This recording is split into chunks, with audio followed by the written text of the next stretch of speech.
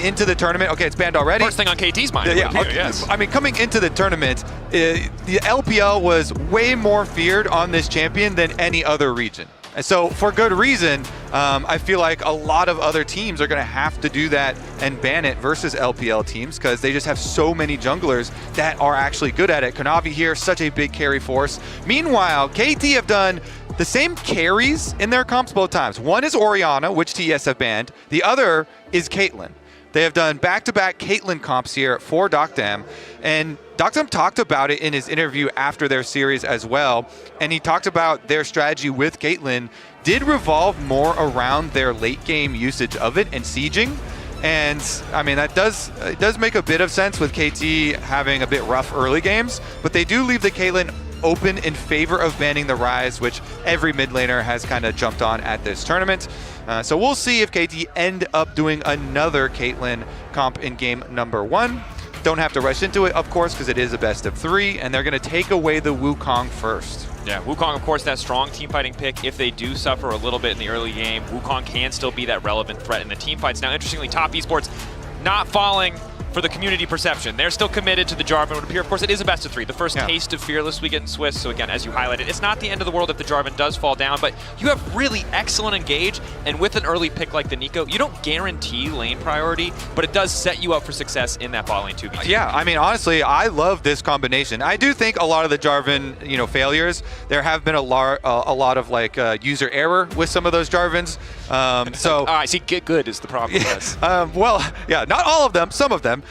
Nico, though, with Jarvan is such a good jungle and support combo. Massive amounts of engage, really good sneak plays where both of them can really play vision games and come up with huge jungle and support synergy. But let's take a look at the other side. They take away the Rumble, which is a classic combination you do pair with the Jarvan for that AoE. So it looks like we're just going to have both teams with big team fighting, big AoE here, Dracos. Yeah, and it looks like the pick and ban overlay is not updating, but an Aurora has been locked in the mid lane for BDD. We'll update that for you as soon as we can. In the meantime, you'll have to settle for us describing it. It's Aurora. She's a bunny lady. And team fighting seems to be the name of the game. Honestly, for both sides, Kai'Sa, a pick that if they do opt to lock in here, can be vulnerable in the laning phase, but we've seen really easy way to play the mid game, playing for those picks on side. And KT, every single pick they've brought to the table, excellent in those big 5v5 fist fights. Yeah, and I love the Kai'Sa when we do see all these CC heavy comps that are looking to dive on priority targets. Nico and Jarvan set up for that very nicely and go in for the executes. So let's take a look. Do they want to even ban out like Galio and Ornn here since the early Rumble pick? Those are kind of the really frequent answers that you see into that on top side. So KT, they have the opportunity to take away some of these options from 369, who has been very good so far this tournament. And there's one of those two options, the Ornn down at least. See what they want to do here. Of course, we always have to have in the back of our mind, the Viper swap, that top lane swap up. I think originally popular in the LPL, but Viper was the first big name player to kind of pull it out on HLE. So see if they do want to optimize some of those bot lane 2v2s and top lane matchups by moving an 80 carry around. But with the Rumble locked in, Ornn now banned away, KT doing what they can to shape that top lane matchup for Perfect. A guy who gets a lot of flack. Sometimes, it's underperformance, he's not up to par. Sometimes I think it's because they leave this man on an island. We'll see what the situation ends up being as the Alistar now banned away, really trying to take away that immediate follow-up or immediate engage tool to go alongside this Wukong and Rumble. Yeah, and he's good engage, and also a headbutt is annoying for Nico. Yes. Because there are multiple ways where Alistar can try and like mark a Nico and keep the Nico engages out. So Alistar can be problematic in kind of defensive and offensive ways. So that is a very good ban. And as you say, double tank bans versus 369, so he might just be fine locking in something else, but they are red side, so they could save him for, I mean, they are already playing into Rumble, so yeah, I guess they're going to show it early. Reminder, if you are just joining us, bit of a graphical issue. We do have Aurora locked in, most likely, almost 100% guaranteed, headed into the mid lane for BDD. Now we're rounding out the rest of the composition with the Nautilus and the Corki. Corki, very conventional answer into the Kai'Sa. Doesn't always see the most success in Western regions. People aren't able to shut that pick down, but this is a champion who can make Kai'Sa's life so miserable in the early stages of the game. Yeah, plus it has a dash, and that is very critical when you're looking at Jarvan, Nico, Kai'Sa comps here with Annie as well. So you definitely want some mobility on your carry there. and the Corki is going to fill that role. So there's the Mbessa that was hovered previously. Definitely has been a good champ here at 4-3-6-9. The answer into the Rumble. Dracos, I mean, this one is just looking to be an absolute bloodbath already.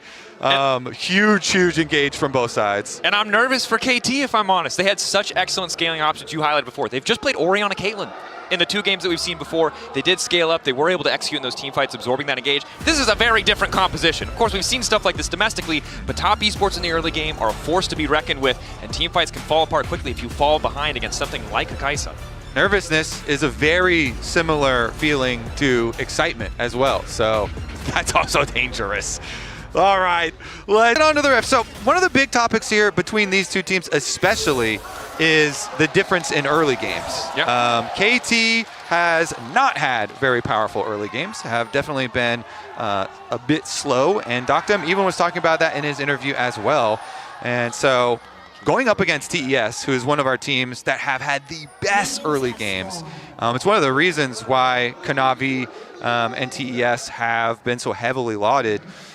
Really has done a very good job. It has been really well planned as well as executed from them, both here as well as in the LPL. And I think it's important that we'd like to crack jokes a lot when it comes to this team, but don't let the memes and the history distract you from how lethal this team really is, right? Good reason that they were able to make it here. Good reason why they were in the finals of the LPL. And Cream, of course, on this utility champion. Annie falling down in Prio, obviously nerfed a ton over the last few patches, adjusted here and there, but still can be that lethal engage option as Doctem and Peter zoned away from the wave early on, but Foss Bomb does mean that Doctem's at least able to get some of this CS. Yeah, early brush ward for TES though, going to help them out a decent amount here with the range versus melee support matchup, trying to work around the outside. The slow race for level 2, the trades of autos. TES have to push, so you have to be cognizant of the level 2 coming in. They are. Just back off. Nobody in any danger range just quite yet. And it is interesting with Kanavi pathing up towards top side, not down towards the bottom side. Jackie Love going to do the tri-brush ward first because of that. But Wukong, of course, is one of the slippery junglers that can wrap around, and going towards a Nautilus lane always does have the possibilities of Cuz making an early visit, and Nautilus having some good setup for him in lane to try and burn summoner spells. Definitely a good spot to be in. Of course, double range makes it hard, as you highlighted, for KT to get the push, but a gank from Wukong, a gank from Cuz can change that very quickly. Jungle, we're looking at it a lot, right? Cuz and Kanavi. Cuz in that series, in the crucial series versus Gen.G, this man was a demon, completely outplayed Canyon. Truly. KT fans want to see that same form, but to be honest with you, it hasn't been there. Whereas for Kanavi, still looking like a beast, still looking terrifying. Look at that K plus A at 14. Cuz is a little quiet. We did talk about the difference in the early games. Yeah, 0 kills and assists pre-14 minutes there. Meanwhile, Kanavi, an absolute terror in the early game and all game, actually. And Kanavi in the regular season of LPL, you know, getting that first team all-pro really has been quite the engine for this team. A lot of carry champions for him, and he's the one piloting the Jarvan. So, Daniel, do you believe in Kanavi to get the first win on the board for a Jarvan? I mean, yeah, I do, because it looks like he's going to get the first kill in this game! Caster blessed, caster cursed, I'm not sure what to say, but a clean play, good setup from Cream. Kanavi, very easy for him to snag that one. I'm telling you, a lot of the Jarvans have been user error. You go to the Annie lane, you get the stun, easy follow-up. Flag, and then you drag. I got it. Yes, user error, of course. And first you stun, you know. That's a good way to start. It is worth mentioning, Cream invested the flash to do that.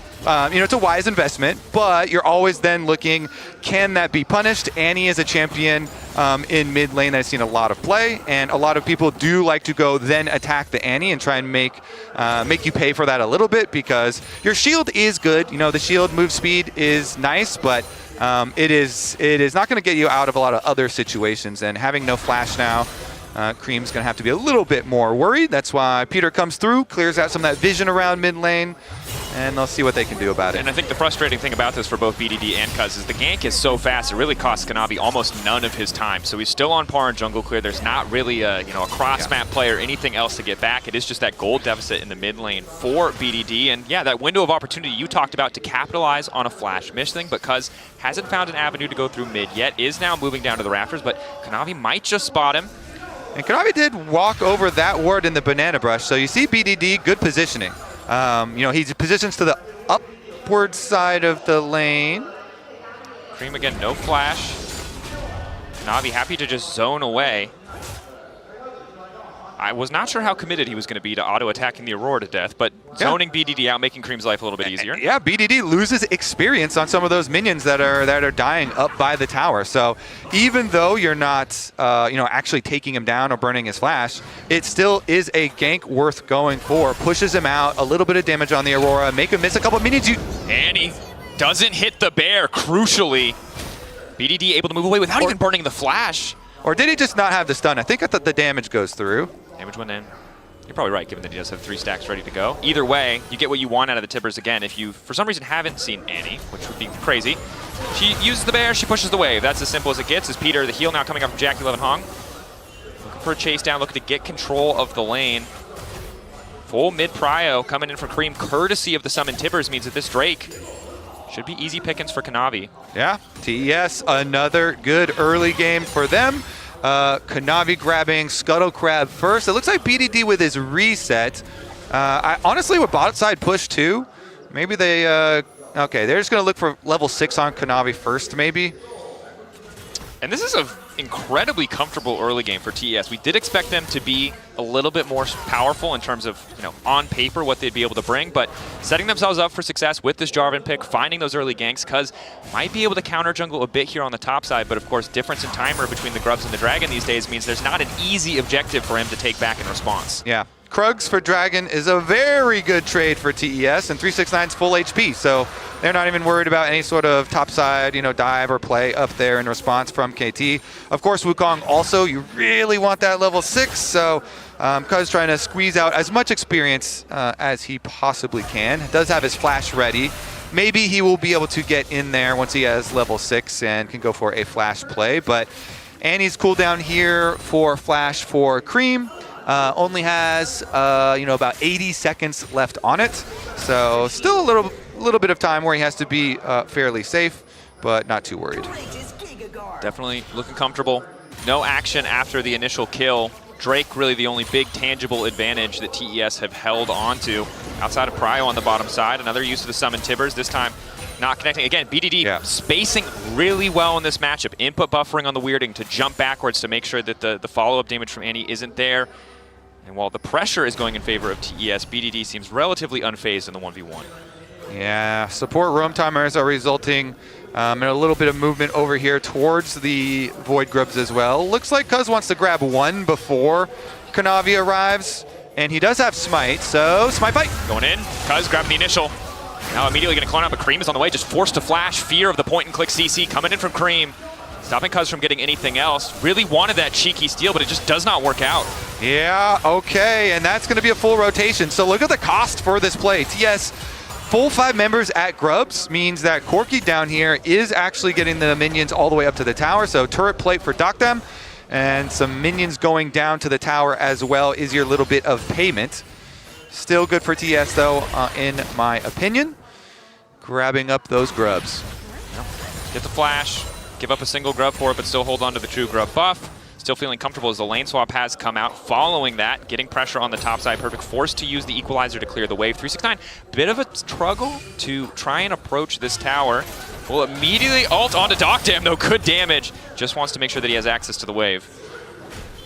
A lot of deep vision here for KT as well behind this side, so they might actually go for a repeat play on 369. I mean, Kanavi's on the top side, so Cuz kind of has a free route to go pressure 369, who, even without your ultimate, he still has flash and is Mbessa very mobile, and they're making the good call here, just communicating, I know, I'm on weak side, I'll back up. So 369 was able to get some experience from those previous minions that were dying, but not the rest of them, and the race for the tower has begun. Grub advantage, but of course the mid lane is the immediate 1v1. Russell Veil used just for a bit of extra damage onto Cream. Cream forced out of lane, but top lane left isolated. Perfect doesn't even bother to approach, so it's tower for tower trade, but first tower does go to the side of KT. All right, rushing down the first turret for them towards Feats of Warfare. Continuing on the push. Seems like it's just going to be caught by each of the solo laners here. 369 gets this one. And BDD should be able to catch the opposite side for KT. One of the first games we've had in the tournament, I feel like, where teams are so content to just handshake these objectives, trading sides of the map. Yeah, right out of Champ Select, we're like, all right, it's coming down to these big team fights. It's going to be a fist fight. Yeah, we've got huge team fights ahead of us, though, Dracos, because both of them have so many weapons. And I want to see if there's an imposter in the mid lane. That was not a very effective imposter. Good awareness here from Peter and Docdam. Able to avoid. Now, no Nico ultimate does make it less explosive. These team fights that I'm trying to hype up. Yeah. I'm like, all right, there's no Annie ultimate and there's no Nico ultimate. Does make it a little bit more difficult to pull that off. But as of now, yeah, they have, for the most part, been content to trade. It's interesting, of course, for the side of TES, Kanavi getting that initial kill means he's ahead in terms of overall gold. Does have the Sunder Sky, right? We know how powerful he can be in those skirmishes. No one else really with a major completed item quite yet, although we are getting very close. Cream and BDD continue to match up on the top side of the map, but this can be tricky for Cream. He does have to be careful not to overstep. Aurora, a lot more mobility, a lot more catch tools with the support of a jungler to chase down, but Kanavi is here to shadow, here to cover. Control ward gives them perfect information as to where Cuz is, and Kanavi wants to kick this one off. Cream looking for the follow-up. BDD ready to go. Weirding doesn't connect. Cream trying to find the angle to get the CC down. Trapped in. Dashed out from Cuz, but just a dash to his death. Cream with a nice kill. This is the featured matchup for a reason. Kanavi finds Cuz. Kanavi takes him down with the help of Cream. Another flash invested, so you can try and make the same thing. We're like, oh, well, maybe you can punish Annie later. But TES here, very smooth operators in the early game. I mean, it just feels like they have been so controlled and just executed so effortlessly in all of their games here. This is going to turn into the Dragon. They should be able to burn it down. Second Drake, perfect coming in. KT, hard to play for exit kills. They just don't have enough members in the area. Of course, Cuz just now respawning, which was what made taking that Drake such an easy decision. And I will say, credits to TES. They open with the Nico. They get lane prio, even in a Kaisa versus Corki matchup, which can often be tricky. And now we're at a point in the game where Jackie Love got his own skin, got one item. You're feeling pretty good about having this Kaisa on the lineup with so many effective dive threats. Yeah, let's see if they can defend the blue buff here, because that one's getting taken away pretty quick. Looks like Kanavi, as long as you can get your own Gromp, not the end of the world here. This is, of course, KT's response to the Drake, knowing that TES likely have to reset. 369 really starting to hurt. Does now have that first completed item. Awkward bit of timing here for Perfect. Hasn't been able to back to get that item himself. And everybody really matched there, so both supports were kind of hanging around, shadowing the plays, waiting to see if anyone was going to overcommit. But again, in the opening game of this series, nobody taking too big of a risk yet. You can see there, Jackie Love, without Hung in the area, does have to back off a bit. This Cream still confident to step forward. We got first item completions. We're going to have to wait a while for the next objective, unfortunately, which I think will be the big catalyst for potentially our first team fight of the game. And for the KT enjoyers, you know, they really have been looking towards mid-game and late-game team fights, you know, as their way into, whoa. Bit of a catch. Blast cone means not much is going to happen. But yeah, they really have been looking a lot towards mid and late-game team fights, and so now moving in vision on the other side as well. Cuz finds Kanavi. That's the first damage from Dockdown. Doing a lot of work there with that Triforce, but Kanavi is able to walk away. Yeah, that is double Triforce burst action right there. That could get spicy very quickly. So Kanavi has to flash, forced away instantly here, but nobody goes down. So we continue fairly close pace, and the decider are going to be these team fights. TES stacking up the Dragons. Wait. Jackie Love on the bottom side, BDD trying to get away, but he's already marked up. Nice initial escape across the veil, comes out. Jackie Love getting lower. Oh, but the Nico's on the way, trying to catch all possible options. Nice footwork from BDD. One more second, does he have enough to get out? No, he does not. 369 brings down the hammer and takes him out on the top side. It's a split play. Kanavi, they know he has no flash, he's easy pickings, but Cream wants to try and turn it back. He summons the bear, but the redemption is there, and there's nothing left for TES. Nice counterplay from KT. Both teams making plays, opposite side of the map. The TES play is going to result in bot tower, but KT are answering, pushing mid. They'll get their tower answer there, and they got their kill answer onto Kanavi, capitalizing on the previously blown flash, going blow for blow here, Daniel. And super important that they're able to do so, right? Because it felt like they were just starting to fall behind, but this is giving them that bit of momentum, giving them that control on the top side, now leading to the Herald. Clone there for Hunk to spot out Cream, but we know he doesn't have access to the bear or the flash, so KT feel pretty comfortable to just take this. They lose mid in the process as well, so KT really swinging things back into their favor. Navi not even going to go for it. I think a good shout overall is Cuz is going to grab the Herald. Potential for KT now to leverage that to get some more prio elsewhere on the map. All right, still kind of trading sides here as far as information goes. And the long lane on the bottom side, Hung is just going to go be the battle ward, the person ward, to get vision for 369. Here's a look at how they softened up BDD, and you already see on the minimap, you notice Jackie coming down. You also notice Hong coming down. And so even though they don't get Jackie here, BDD did force his barrier. BDD then flashed though, and dodge as many times as you want, but you're not going to escape Mbessa. Yeah, you got 4 seconds till those cooldowns are back up, and then you're cooked. And Kanavi cooked as well, right? Know that he has no flash, trying to get some vision back, seeing the play on bottom side, but does cost him his life. Yeah, and so these flashes that have been invested from both sides for each team, those are going to be an area to look out for the big team fight that actually does happen, but Perfect's going to be without his. Same thing, obviously, for Kanavi and BDD. So neither solo laner for KT going to have that extra option. It's going to be a little bit dangerous, honestly, in their approach. For TES, which, by the way, I think the overlay is a little bugged, doesn't show the other dragon. They have 2 dragons. They have Cloud as well. Cloud and the Chemtech. So for TES, of course, they're going to have the extra emphasis on coming down here to stack up. But KT, good early positioning. They get the vision set up preemptively. TPing mid to make sure that they get this push out first. Showing force here. Of course, BDD not in the area. Doesn't have the flash, as you highlighted before, but does have access to the teleport. KT very grouped up, though. They don't have any way to flank at the moment. Could see a TP coming in from bottom wave. Instead, it's just a full 5-man stack in the face of TES. Eyes on Kanavi and Cream. That's the big AoE damage. The flash bill for Hung as well. Battle Herald summoned in the middle. Ready to ride away in a blaze of glory. Hung gonna get things kicked off. Only managed to catch Cuz, and he just turns right back and starts free firing. Kanavi cut out the Sundered Sky, doesn't do a damn thing. TES, though, fighting back. Cream burned down on the side by Perfect. TES holding the line. It's an absolute bloodbath around the Drake, and it looks like they might be able to grab it in the end. They've taken the Hextech Drake. Docdam running. BDD in the back lines. Jackie Lowe taken down. It's a double kill for Perfect. And KT destroy them in the team fight. TS, they do get the dragon. They get the objective, but KT, clearly, they're playing for the team fight here. They summon the Herald first. Look at this engage and how it quickly gets stuffed. Hung goes in. He blasted for it.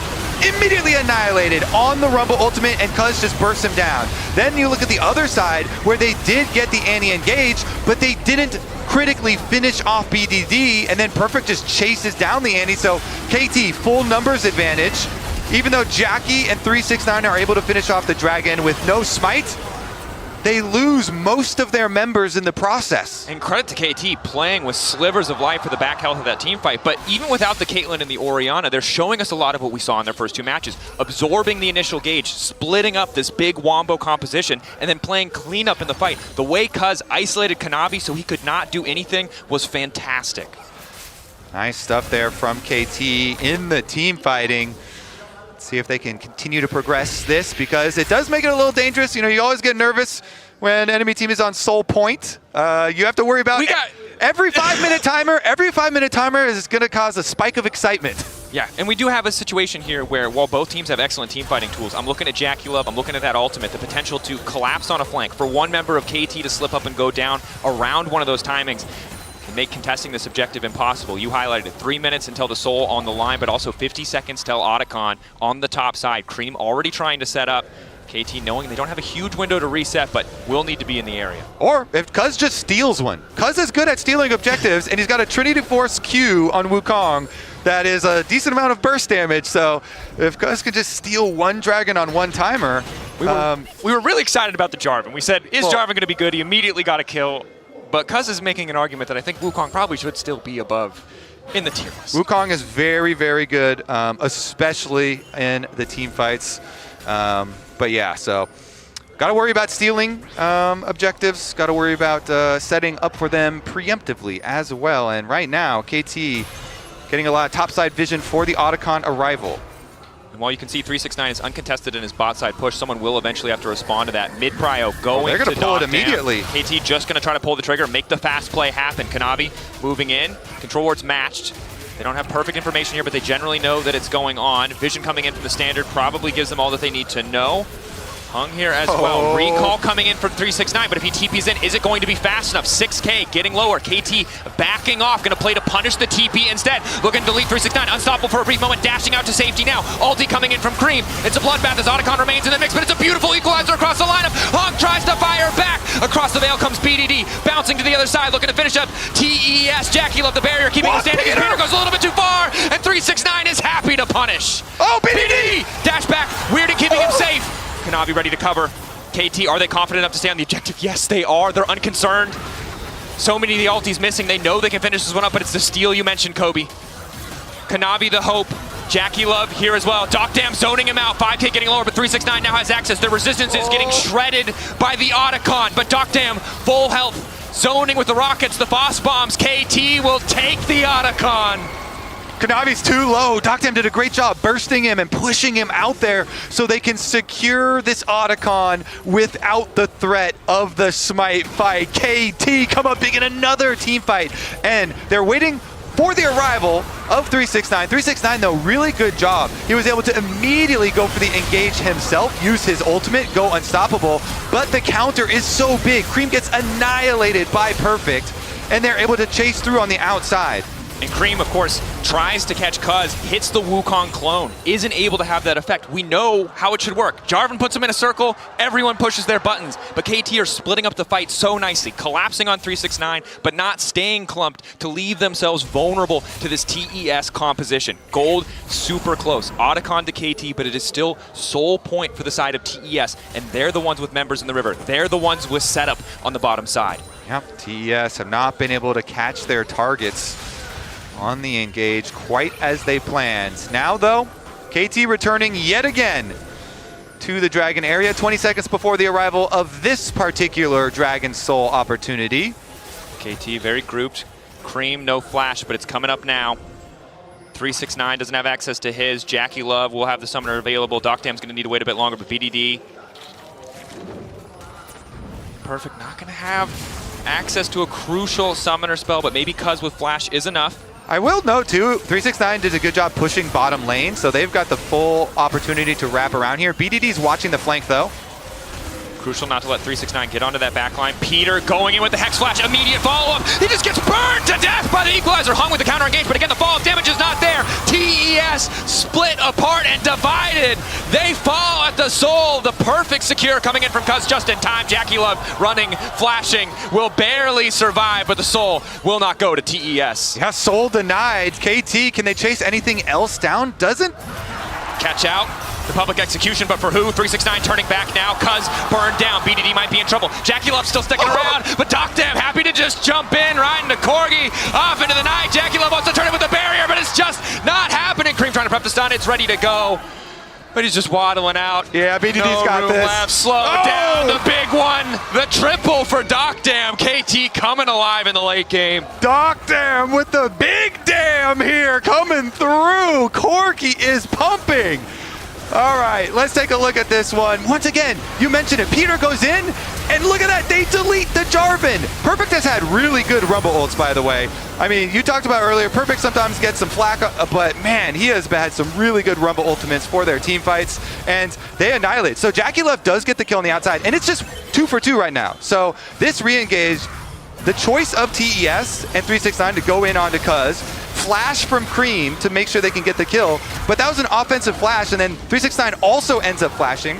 So they invested 2 to get that. Dr. M's like, okay, I'm going to finish this one. And as a result, in all 3 of their deaths, all of this extra gold into the KT carries, with the big one coming through from Dr.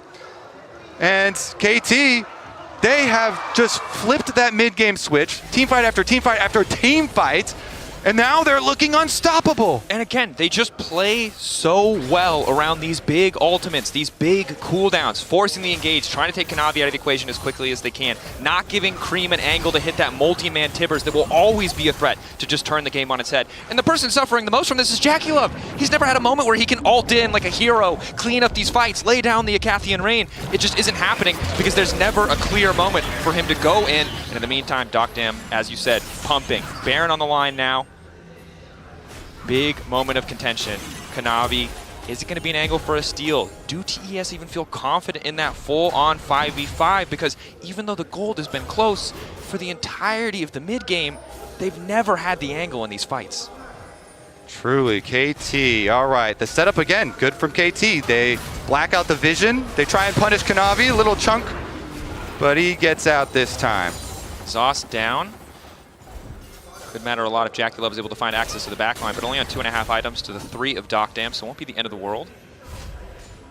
BDD, presumably at some point will finish a full second item. Maybe hasn't had a chance to back quite yet. His Cream throws down the bear, but it's not doing a whole hell of a lot. Cuz happy to essentially just grab a solo kill. Perfect. And Dr. there to spectate. Nice job. Perfect soaking the cooldowns. And he uses everything, and that opens up a nice, easy dive for Cuz, knowing there is no more threat.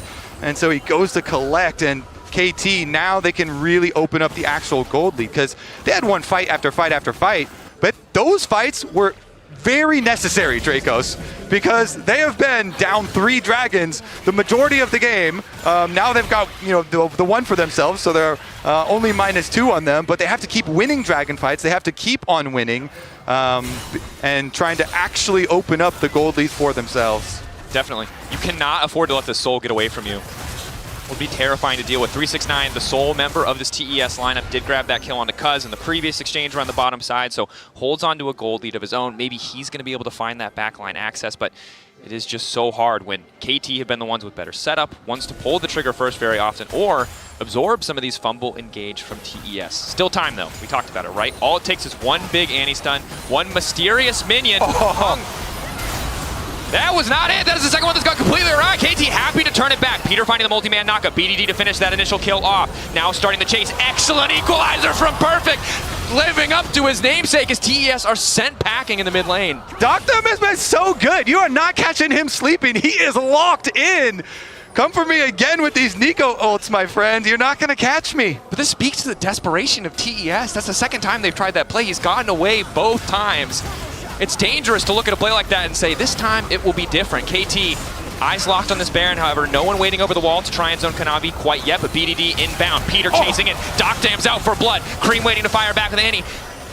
Cuz is the only one left in the pit. It's 369 to the back line. He's the strong member of the team trying to finish off Peter. JackeyLove finding the angle to Dr. That's going to be big. The plasma stacks finally popping. BDD, though, chasing him down. Going to finish that one off. It's a double kill for Cuz. Hung the last man left standing, and he's going to be quick to fall. KT again taking the fight.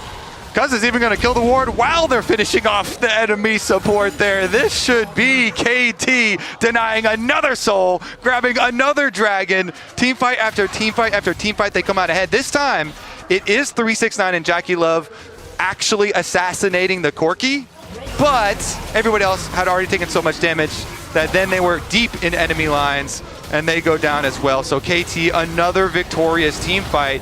Here's the opener where they burst down Jackie. It's BDD around over this control ward. Huge burst onto Jackie. So then by the time that 369 goes in and ults on him, Jackie goes in to answer as well, and he can actually finish off the Corki, but he's already chunked down to half health, and they already killed the front line. The rest of KT are able to finish the job. Yeah. And you can see, again, the slight difference in the compositions. They're all happy to throw down ultimates, to play these fights based around their ultimates. But in the extended fights, the Rumble, the Aurora, the Wukong are so much more powerful, whereas this Annie and Jarvan really is that shotgun. The Nico alongside it, if you hit those multi-man ultimates together, you can see the path for TES to win a fight, but it just has not been happening. So another 4 minutes where KT don't have to be concerned about that soul, slowly getting closer to it themselves, and in a pretty nice position for them around Baron as soon as they're able to push out these lanes. So I still think Jarvan is a fine champion. You know, kit's good, good engage, lots of early game options, but maybe he's cursed. I like that. It feels appropriate. I'm willing to entertain curses. There's a lot of sports superstition surrounding this particular matchup, so it feels like an appropriate place to have that discussion. Because it's looking like he's headed towards 0-9 at the tournament. If Chovy cannot win with Jarvan, surely no one should be playing Jarvan. That would be my... Anyway, we'll revisit this later. We could be wrong. This is just, you know, broaching the topic here of possible superstition it's like curses. it's an intervention for the meta. You know, there's never really a right time. Sometimes you just got to have the hard conversation, because... Nice backstep coming in. Hung going to be initially caught out. 369 retreating. Redemption coming down from the sky. And Cuz still happy to keep chasing forward. TES zoned away from the pit, but here comes BDD as well. Cream instant flash out. Kanavi going to be caught up by the ultimate coming in from Nautilus, and down he goes. BDD on a rampage. This team fight is just seamless from KT. Again, another really good Rumble ultimate here from Perfect. Right when Cuz goes in on the Wukong, they delete their target just like that. It's 5v3 for KT. They can take Baron and they can defend mid. Really comfortable in this game. 369 trying to cut the wave, and actually want to get this fight kicked off. Cream coming in very slowly. Doesn't have access to the flash, but 369. 369, kind of a one-man army right there. Him and Jackie Love now can move over towards Baron. Can they actually contest, though? It's going to be tough. They have to expose themselves to the flank. 2 angles of attack potentially coming in for KT. Hung waiting over the wall. Access is this to it? The flash, the proto belt. Nico ready to go, maybe to kick the fight off. Cream taken out in the blink of an eye, though. Oh my God! 369, the last man left standing. Another double kill for Doc Damon. Pack it up, boys. KT not messing around. Yeah, they get their Baron and some extra kills on top of it, Dracos. Now can they chase down a couple more? Hung is going to be able to snare, is going to be able to walk away this time around. But now it's KT wearing purple with a comfortable gold lead. This is going to be a wild Red Bull Baron power play. It's going to transition beautifully into the next Drake. Soul point for the side of KT. TES again can play for that Miracle Steal, but I feel like we've been saying play for the steal for the last... Yeah, I see Laura over there. She's got a really big smile. I don't know. She's like kind of jumping up and down. Calm down over there. She's getting it. What we talk? Put some money in the jar, Calm down. We talked over about there. this. All right, well, let's see them moving up through the jungle. KT take away red side jungle with the Baron buff. Easily take down this tower. Okay, Chovy, we got a theory craft. If TES are going to make the comeback, is it just a steal? How can they do this? Because KT have been so oppressive, they've been better in the fights, and now they are just so far ahead. Yeah, if you haven't won the last 5 team fights, then it becomes progressively worse each time because the other team is getting richer and richer and richer. And the other team has 2 Guardian Angels and 2 Zonias. And they have a Mikhails. Yep. And a Redemption, which Hung obviously does not have. All right, oh, that's the ulti. Initial burst damage coming out. Hung looking for the re-engage. BDD able to make it over the wall using the power of the ultimate. Kanavi living for an extra second, but it's not quite enough. Cuz now unstoppable, going right over the wall. It's the 3-man. And we said it, Cuz needed to step up, and he absolutely has in this game 1. Dominant performance on this Wukong. They're not going to wait for Soul. They don't even need it. KT, when you win all the team fights, you win the game. TES sent packing in this series. Honestly, great performance from every KT member. Great coordination. Fantastic stuff there. First blood in the series. TES, the dominant early game we thought we would see. It was a single kill mid lane. It was a bit of lane prio.